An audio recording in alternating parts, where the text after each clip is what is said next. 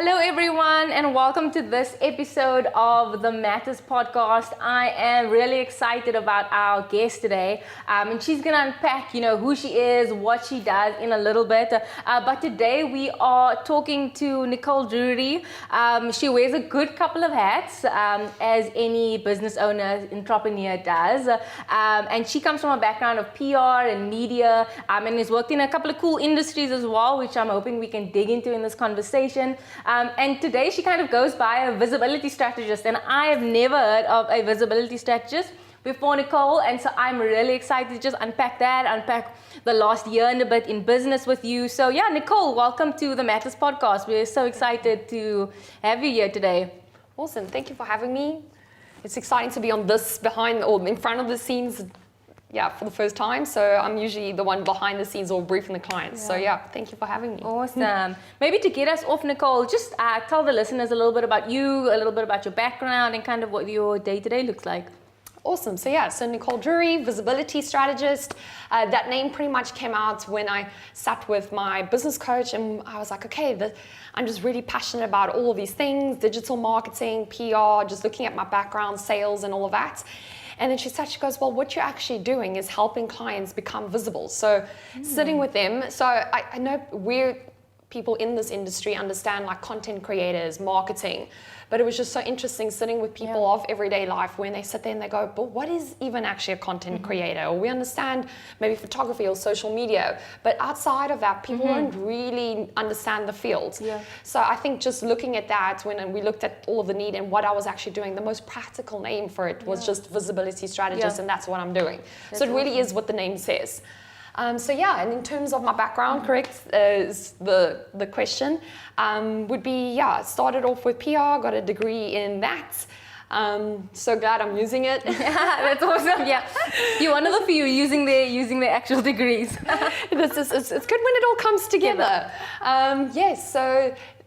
Did PR, just trying to think of the different industries that I've done. So it's been like 11 years of different journeying in and out of that. So I did some mall marketing as well. So dealing with the tenants and, just the people that are attending the malls. So just creating communication channels and what it is desired in that. That's awesome. So started off with that, worked a little bit also within branding websites side for a company, a little gig I did for that, and then from there actually went into the liquor sales, so the liquor industry. So just doing sales marketing for that, for a national company. So we competed nationally. Nice. Although we were just based in Cape Town, we would compete nationally. So that to me taught me so much in terms of business. It was thrown in deep end, and that was definitely wow. I learned a lot there. And then from there went into ministry. So did PR for Hillsong Church, South Africa, and also wore many different hats in there. As ministry goes, you don't just do one thing, you do a few things. And I loved working in the communications team and just dealing with photographers and the admin side of the office, design, and just how that actually all comes together.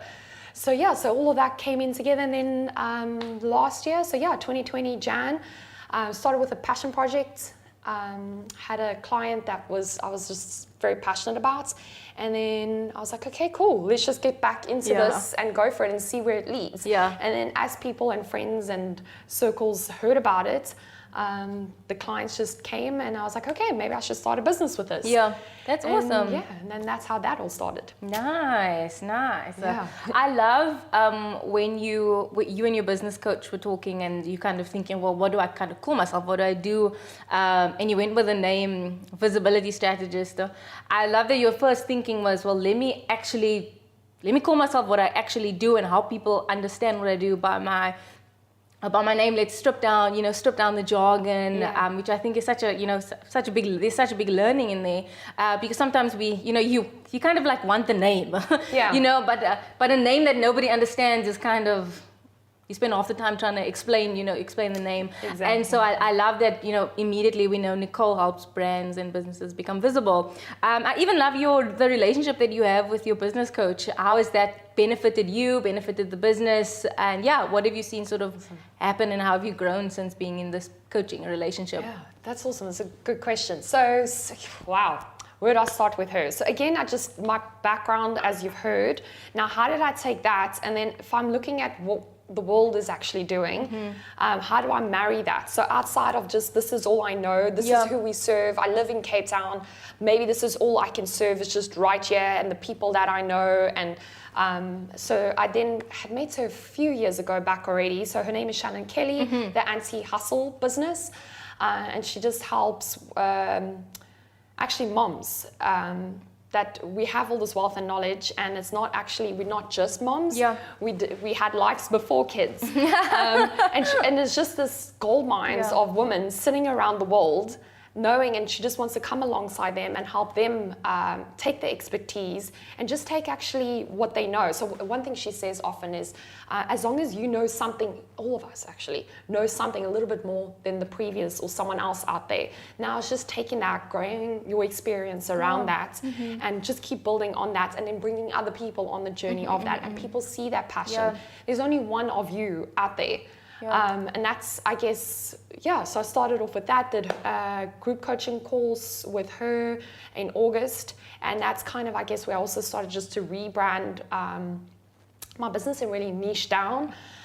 So she helped me with that. So again, it's just such things that I understand and do know, but when you're doing it for yourself, it's like, oh wait, why haven't I done this? Why haven't I done that?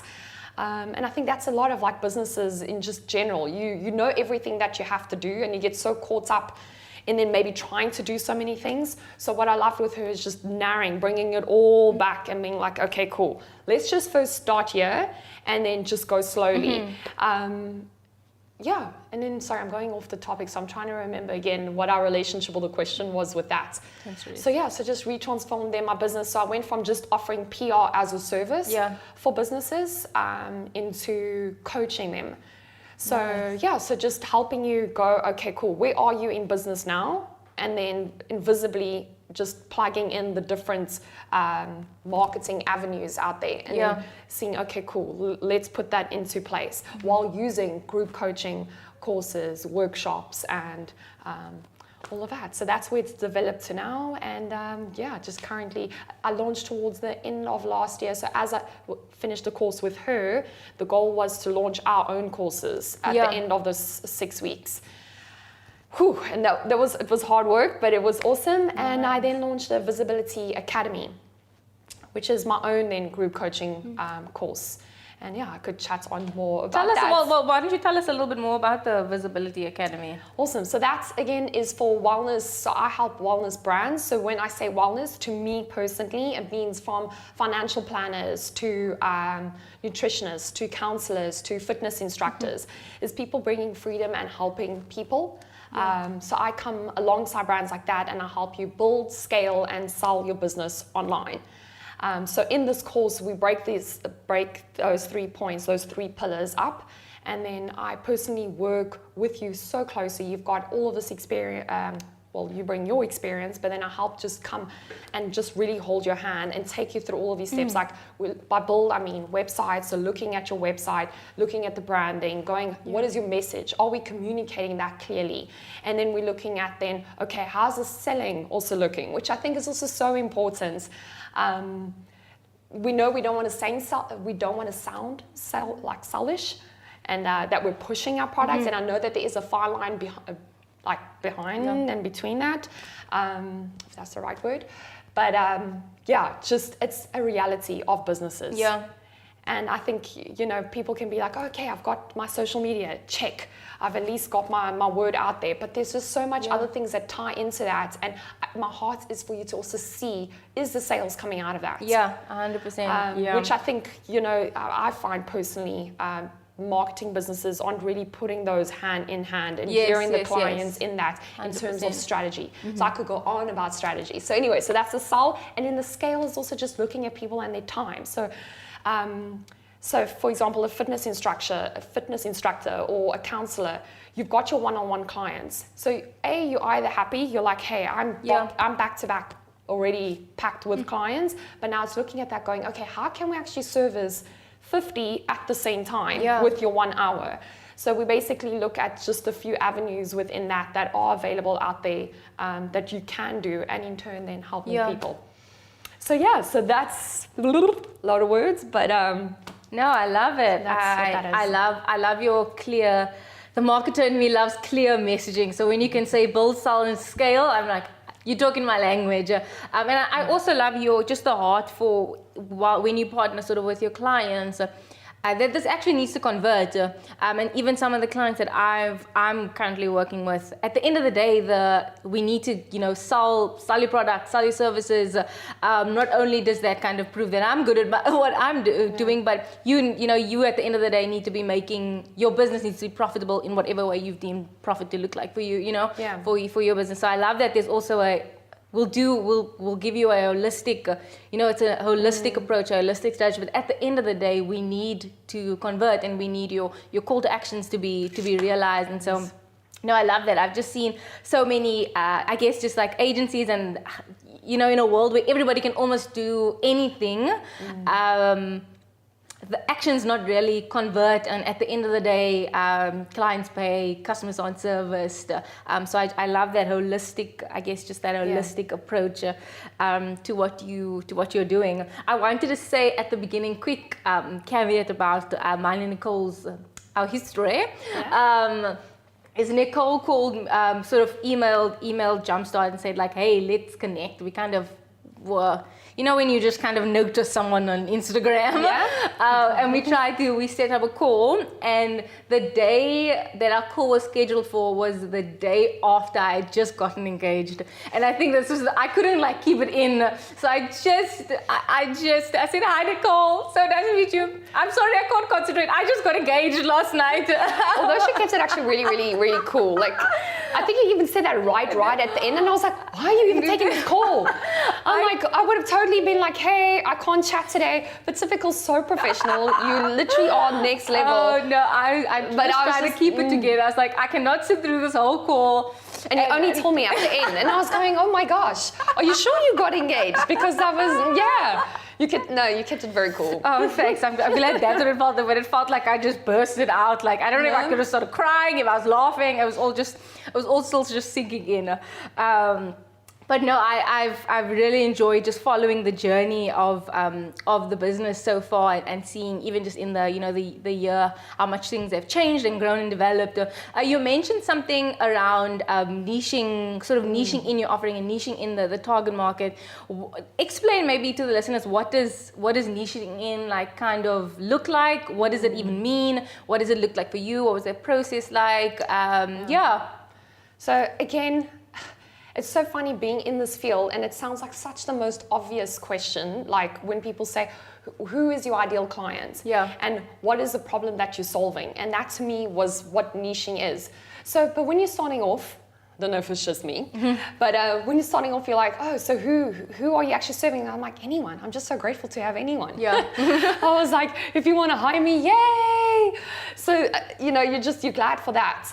But I think just the niching down, if you're able to niche down and just answer those questions from the get-go, and even if you're 3 years, 5 years, 10 years, it's always good to just clarify again, who is your ideal client? So I'm sure you've maybe heard of client avatars.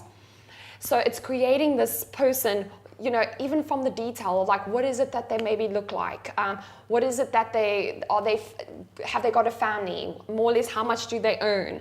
I don't even think that's actually spoken about so often. So even me I'm like, oh yeah, no, that's an obvious question. It was not obvious for me when I started about niching down.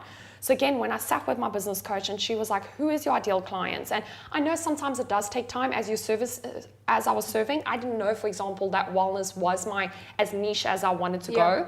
I was even encouraged to go even more niche down. I could go down to specific just fitness instructors that I could help only. And then what actually helps with that is you're able to really cater and lift your price to what it is that you're offering. Wow. Because you're creating such a niche around your expertise, and your experience becomes so focused. So again, I think that was a huge help for me, was just niching down to exactly what it is. And then the beautiful part about niching down, not even giving you clarity, it's also making sure you're staying true to yourself.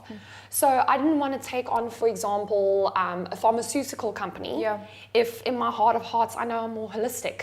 I'm not saying I don't take medicine to help me feel better, But I know that if my heart maybe wouldn't be true, like every time I would do work for them would be like, oh, yeah. I don't know, sorry for anyone pharmaceutical out there, but for me specific, yeah, I think just niching down again awesome, yeah. just helped clarify who is it that I want to serve. And then my heart is just even, you know, as much as I'm maybe just charging this much, I give you the world. And I don't mind because I'm going, I love the fact that I'm servicing this specific type of clients. Yeah. And it works in their benefit. For sure. No, I love what you're saying. And I think that even niching down can also be a little bit daunting. I remember when the sort of the Jumpstart team sat down and we were like, who is this person that we like actually want to serve? And I think it can be a little bit nerve-wracking because you kind of feel like you are missing out on the potential of the other. Yeah. However, when you really define this the person and you know this avatar of who you want to be serving, you actually give that person a lot more value because you are actually solving problems that they have and not problems that a general public will have. Your offering is just able to become, you know, so niched in, so targeted. And then again, we always want to be authentic to who we are and true to who we are and what we believe. And niching down, even as you said, helped you work with brands that you aligned with and you really could believe in the vision. Which in the end really only serves the brand because you can bring your full self to kind of what you and something I would even add to that is just what problem are you then solving? And then I could communicate that clearly. So when you're just hearing something, build, sell, scale, oh yay, that could be me too. But when you're just so putting it into, okay, while you're building for like a fitness instructor, what does this even mean to them? So when I then do the marketing around that or my product or whatever it is that I'm creating, you're then solving it to that specific problem and you can speak directly to that, and that's where the sales in turn and all of that comes from. So that I think is like the glamorous, or not the glamorous side, but the kind of the good and the benefit of niching. What has been maybe a challenge in that niching process for you? So again with the niching down, when I just think of even problems, something that comes to mind with me would be getting clients to understand that things take time. I think in this field, a lot also, you've got to build trust. And 3 posts a day or 1 email a week, you've got to put those all into perspective. And then if you think of friendships, again, you know, you do find those people that you click with, but even then, that takes time. And if you look at your own friendships, how did that all come? You look at us, that's why, I don't know, even my husband, I'm going, have we been married for 7 years? Because again, everything just takes time. So it either feels longer or sometimes it feels shorter, but it's just relationships, it takes time. It takes time to trust. So I feel marketing and this visibility strategist in this world, people just got to remember it takes time. So I think that's been one of the difficulties. And then some other hurdles that I think I've maybe faced would be just contracts maybe. And then I feel, you know, just having that backside covered so that we, not even me, but also then the client has clear on the expectations and what it is that we offer. So that we're honoring their time and they also understanding where they stand with us. So what's ours. So I think that was a big hurdle for me. So you're excited about what you're doing, but there's the paperwork and the little nitty gritty that come behind all of that. So I would think those are maybe the 2 hurdles that I've maybe nice. faced that come to mind. In the last year of kind of working with some brands, what would you say is one of the biggest challenges that either these small businesses, entrepreneurs, these wellness practices face on a PR media front? So the PR media front, the hurdles that I think the small businesses face would definitely be budget. Budget, understanding what is even then PR coverage. Because again, coming back to the previous question, it takes time. It takes time to just build that.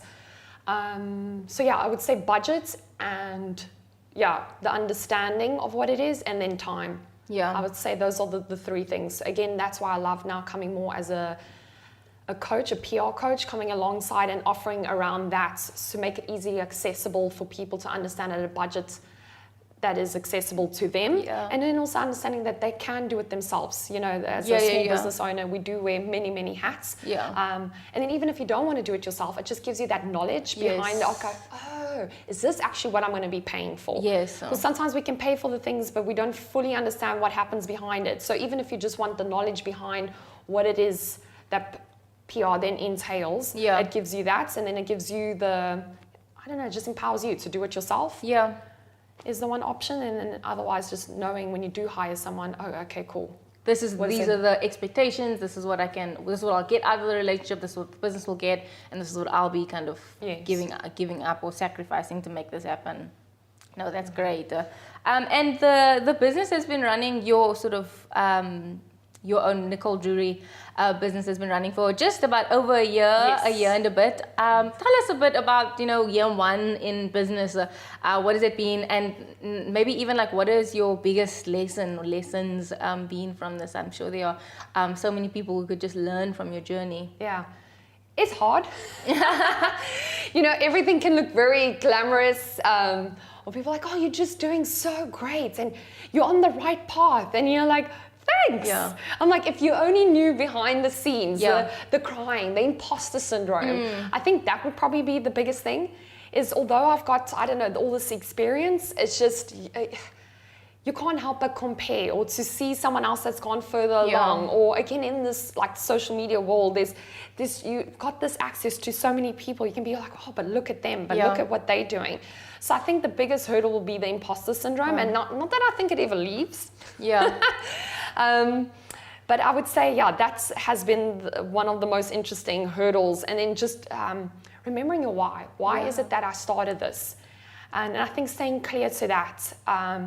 And then sometimes, I haven't even been told when I've asked different people, like, how did you find the motivation to keep going? There's sometimes also understanding, like, is there something I should keep? I think she said something like beating a dead horse. Like, if you know it's the end and you've trialed this out, that's also okay. And I felt this freedom, this permission slip of going, hey, okay, maybe it is okay if I don't want to. Or just understanding, like, maybe there was just for this year, this is what it needed to look like. And this was the experience I needed to just gain within this to be my next building step to somewhere else. Or in my case, it was just a remembering of going, hey, no, actually, I love that I get to do this. And just seeing what it is that I need to do in between to keep going. I would say that's been the hardest. Sorry, guys, I wish it was more glamorous and I could have given you, which was hectic. In my first 3-4 months, there were these clients coming in and I was like, oh my gosh, this is amazing. And then, the hurdles come and I'm going, oh crap. And then you just want to give up. And then, you want to throw in the towel often and going, why am I doing this? So that happens often. So I'm sorry it doesn't sound more glamorous. No, but, I think that's a perspective we need to hear and be more exposed to and get some, just hear other people's perspective on it.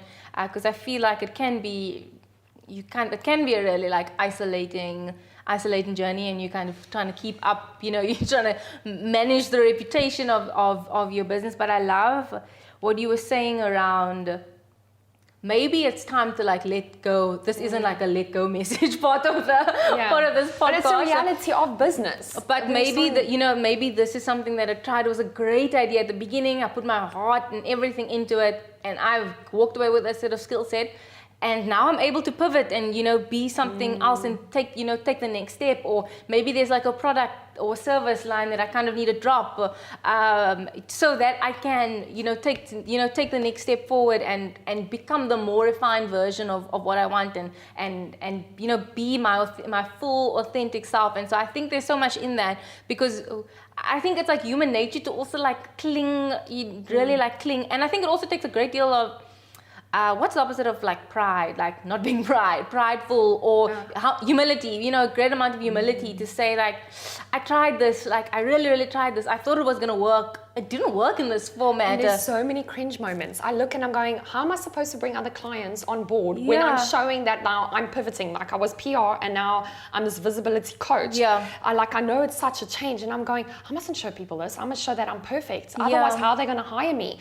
But I think in that authentic bit and sharing that and allowing it not to be perfect and just go for it. People can relate to that because we're actually all going through it. And then how are we supposed to encourage others to come on board or trust me if I'm not authentically sharing that? So yes, there's definitely cringe moments that I want to be like, I don't want to show them that. No, but I think I think anybody who's kind of been in the entrepreneurship game for the long, when I say the long run, I don't know how we define long term anymore, just for a little bit longer, would say that the person and the business and service offering they started out with is, maybe 10 years down the line, not what they are currently sitting on, not what's currently working. And I think sometimes, we see that end picture and we're like, you started off with this version of yourself, but probably not. And I think that's such a valuable message to hear that, hey, sometimes I can, let go to try something else. And I think that gives us, even like a human edge. I don't know why we try to like not be human. It's true. Just like a human edge that this is who I am and this has been the journey. And I think that is even the heart of Jumpstart and why we started and why we want to connect entrepreneurs to each other, because I think there's so much, not only can the journey be really lonely and daunting, but I think to hear, wow, Nicole was brave enough to, rebrand niche in a year into, operating, and to like, she took this risk of, hey, I might not get any new clients, my future clients might not really trust me, but I think this is the right decision and this is the right way for us to go. And I think that's other people need to hear that, other business owners, other entrepreneurs need to hear that, and that's so much of the, the heart of Jumpstart is giving spaces for entrepreneurs to hear, hey, there's somebody else out there, and if they can take that next step, I can take my next step. And so thanks Nicole, thank you for sharing. There's so much just gold in this conversation. Nicole, tell us a little bit more about what has relationship building been like with your clients, what has onboarding new clients looked like for you, and even just some challenges that you've maybe faced, and even some realizations you've made over the last year. What has that been like? Awesome. So I wear my heart on my sleeve, guys. So I just love sharing, but I just find that there's freedom in that. So why hold it back? Try to look all perfect, and then there's so many people maybe like me that are sitting in the background going, "Why is this not working?" Yeah. And it's not a matter of not working. It's just some of the things that I've found. So some of the sorry, my brain's thinking of where should I start. It would probably be from clients, again, something that people don't talk about would be cold calling. So I don't mean cold calling as like the insurance call, that spammy one that's coming on, all the spams popping into your DM or going, do you want all this coverage? Contact me. You should be there with me. Why don't you contact me back? I mean, authentically, look at the client's work that you would love to have on board, research around, do that research, be like, okay, great, this would actually be an awesome one that I would love to serve, or like-minded ones like that. So doing that research, again, going back to down your niche, your avatar, and then kind of going into that, and then seeing the work that they're doing. Where is it that you feel that you as a service could really offer for them that would improve their product? Not as hey, I know it best, but just going, hey, if they just did these slight tweaks, it could really help them. So I think understanding then where it is that the client's at. So even though they're not your own yet, doing all of that work research-wise, and then just approaching them. And just, reaching out and saying, hey, would you like to come on board? Would you like to just do a 15-minute call? So that's, again, another procedure that I've put in place is discovery calls or alignment calls is what some people may call it. Somebody told me another name for that is a do we fit call, which I kind of like the name of, like, do we fit? So he didn't really like the discovery name, but he was like, do we fit? Like, if we work together, would we be a good team? Which is also so tricky because we understand as marketing people what that means and why it's there. But again, I found with clients, I've been so careful with the words that I've used, because when someone used that with me and I'm going, so you don't feel like I'm good enough? Like you sound high maintenance, or you sound like I'm already not the person for you. Like there was some of those thoughts running in the back of my head. So I think it's also then communicating that and understanding what those 15-minute calls are there for. When you're doing that, just a side note on that. But yeah, those calls have definitely helped in terms of your time, honoring your time and honoring the client's time. Because then while I'm sitting, so that's again, would have been a huge help with clients that I have serviced before where I've burnt my fingers, was listening to those red flags, guys. So I don't even mean for the clients, I mean, or for me personally, but from both sides, understanding going, oh, what she's talking about and how she does it, it doesn't sound like me. And then be true to yourself and follow, like listen to those red flags and call that an end and move on. But I find from, as a business perspective, I was hearing those flags, but it's just, guys, I'm just being honest. You're desperate for the finance. So I'm going, let me just take you on. And then burning my fingers and having learned. So it's not that they're bad people. It was just, it just didn't align. And I should have listened to that, or again, the clear boundaries. So again, coming back to the contract that I mentioned earlier. So knowing that those expectations are so clear. So again, from starting off a business, if you're having those contracts and those clear kind of your pricing manual, you're also understanding what is it, the service that I'm offering. What are the ins and outs, so that the client has a clear expectation. You as a service provider also knowing what it is that you're providing. So then it's just so clear that there's no bad vibes. Then in between while you're working it off or you're signing it off. And I know we know that the clients and all of us didn't mean badly, but 100%, all of this pre-communication comes out of this 15-minute call. 15-minute call and your contracts, and so clear on what it is that your service that you're providing will help you not burn your fingers. Does that help? No, that's good. The cold calling, I haven't heard that word in a long time, and I think it's got like such a negative, it got a very like negative sort of connotation to it.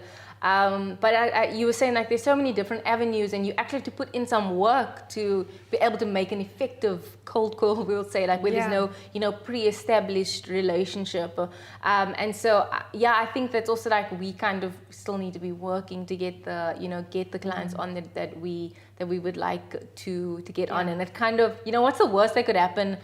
Sometimes I'm like, I'll type this really long message out and I'll just look at it and be like, maybe not. No, exactly. But on the other side of, you don't really know what's on the other side of that send button. It's, hey, really, this is, you can see I'm struggling with this. And I think when you're able to sort of preempt what the particular client, you can see their needs would be. I think it also gives them a sense of assurity. And again, I think once you've done it, it's almost like I need to take a day out and you box like a few hours and just send, because my confidence builds as you send, kind of just send more out, more of these like sort of cold messages. It's not a really nice word. No pre-existing relationship kind of messages, and your confidence builds quite nicely in that. And it becomes so authentic. So in terms, and sorry that I keep using that word so often, but it's just, again, like you were saying, there's so many avenues. We can boost ads, we can have email marketing, we can have all of these tools available to us, but nothing's changed for simple, hey, would you quickly this is now for the clients that you would really like to get on board. Hey, would you like to quickly meet for coffee? I know you're super busy, but or a Zoom call quickly, and let's just chat through, just 15 minutes slots in, and maybe just provide already value in that. I see that if we just tweaked this and this, maybe after the call, provide, hey, this is what we chatted about, and this is some of the little things that I think could really add value to what you're doing.